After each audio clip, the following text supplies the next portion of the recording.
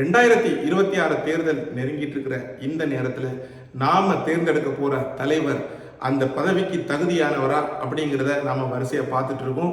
அந்த விதத்துல இன்னைக்கு நம்ம பார்க்க போறது குடும்ப அரசியல் வாரிசு உதயநிதி ஸ்டாலின். அனுபவமின்மை மற்றும் தவறான முன்னுரிமைகளை பிரதிநிதித்துவப்படுத்தும் ஒருவரிடம் தமிழ்நாட்டின் எதிர்காலத்தை நாம் ஒப்படைக்க போகிறோம். தமிழகத்துக்கான தலைவர் உதயநிதி ஸ்டாலினாக ஏன் இருக்க முடியாது என்பதற்கான காரணங்களை இந்த வீடியோவில் நாம பார்க்கலாம். நம்ம சேனலை சப்ஸ்கிரைப் பண்ணாதவங்க சப்ஸ்கிரைப் பண்ணுங்க. உதயநிதி ஸ்டாலின் தன்னோட அனுபவம், திறமை, அரசியல் பங்களிப்பு காரணமா அவர் அரசியலுக்கு வரல. அவர் மு.க. ஸ்டாலின் அவர்களோட மகன் என்கிற ஒரே காரணத்தினால் மட்டும்தான் அரசியலுக்கு வந்தார். அவருக்கு நாம ஓட்டு போட்டோம்னா தகுதியை விட குடும்ப பின்னணி உள்ள ஒருவருக்கு தான் நாம வாக்களிக்கிறோம் அப்படிங்கிறதுக்கு ஒரு மோசமான உதாரணமா தமிழகம் மாறி. தமிழ்நாட்டில் அறிவார்ந்த திறமையான தலைவர்கள் தமிழ்நாட்டை வழிநடத்த காத்திருக்கிறார்கள்.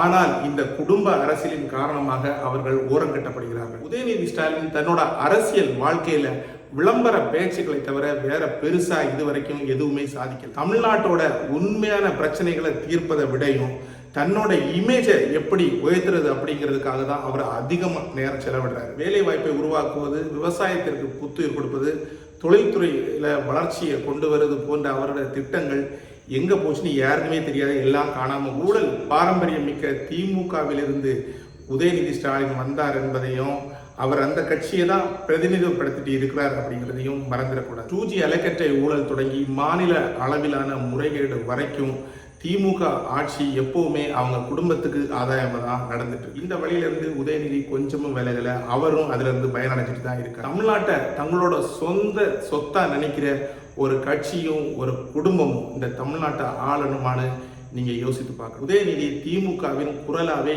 எங்கேயும் ஒழிச்சிட்டு இருக்காரு. ஆனா அவங்க கொண்டு வந்த திட்டங்களான வேலை வாய்ப்பு, உள்கட்டமைப்பு, இந்த திட்டம் எல்லாம் எங்க போச்சுன்னு யாருக்கும் தெரியல. வாக்குறுதிகளை நிறைவேற்ற தலைவர் தான் நம்ம தமிழ்நாட்டுக்கு தேவை. தன்னோட இமேஜை கட்டி எழுப்புறதுக்கு அரசியலை பயன்படுத்துற எந்த தலைவரும் நமக்கு தேவையில்லை. உதயநிதியின் தேவையில்லாத சர்ச்சை பேச்சுகள் அவருடைய முதிர்ச்சி இல்லாத அரசியல் குறைபாட்டை காட்டி உணர்வுபூர்வமான பிரச்சனைகள் வரும்போது அவரது கருத்துக்கள் பெரும்பாலும் வெறுப்பு மற்றும் பிரிவினை அரசியலை சார்ந்தே இருக்கிறது. உண்மையான ஒரு தலைவரின் கருத்து அல்லது பேச்சு மக்களை ஒன்றிணைக்க வேண்டும், மாறாக அவர்களை பிளவுபடுத்தக்கூடாது. அரசியல் ஆதாயத்துக்காக பிரிவினையை தூண்டும் விதமா பேசுற ஒரு தலைவர் தமிழ்நாட்டுக்கு தகுதியான தலைவரே இல்லை. முக்கியமா ஒரு விஷயத்தை கவனமா யோசித்து பாருங்க. திமுகவோட வாரிசாகவும் துணை முதலமைச்சராகவும் எம்எல்ஏவும் ஆன பிறகும் அவர் என்ன செய்யறாரு அப்படின்னு கொஞ்சம் சிந்திச்சு பாருங்க. சிறந்த சட்டங்கள், கொள்கைகள் இல்லைன்னா சாமானியர்கள் தேவைகளுக்காக இதுவரைக்கும் ஏதாவது போராடி இருக்கிறார்? மாறாக திமுகவில் தன்னோட இடத்தை நிலைப்படுத்துறதுலையும் தன்னோட அரசியல் இமேஜை பெருக்குறதுலையும் தான் எப்போ அவர் கவனம் செலுத்துறாரு. அரசியலை தனி மனித மற்றும் குடும்ப நலனுக்காக பயன்படுத்துற எந்த தலைவரையும் நாம ஏற்று. தமிழக அரசியலை ஸ்டாலின் குடும்பம் பல வருடங்களா கட்டுப்படுத்தி வராங்க.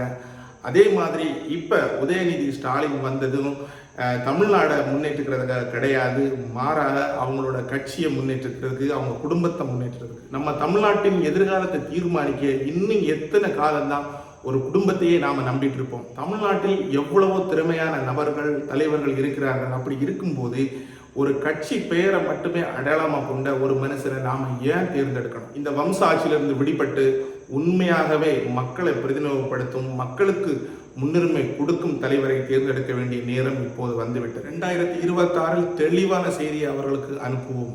தமிழ்நாடு யாருடைய குடும்ப சொத்தும் அல்ல, நேர்மையான திறமை வாய்ந்த மனிதர்களே நம்முடைய தமிழ்நாட்டுக்கு தேவை. உதயநிதி தமிழ்நாட்டுக்கு தேவையான தலைவர் அல்ல, மாறாக நாம் விலகி செல்ல வேண்டிய தலைவர். நமது மாநிலத்தின் எதிர்காலம் நமது கையில் உள்ளது. நமக்காக போராடும் தலைவர்களை தேர்ந்தெடு. குடும்ப அரசியலை நிராகரித்து உண்மையான திறமைக்கு வாக்களித்தால் ஒன்றிணைந்து வலிமையான தமிழகத்தை உருவாக்கலாம்.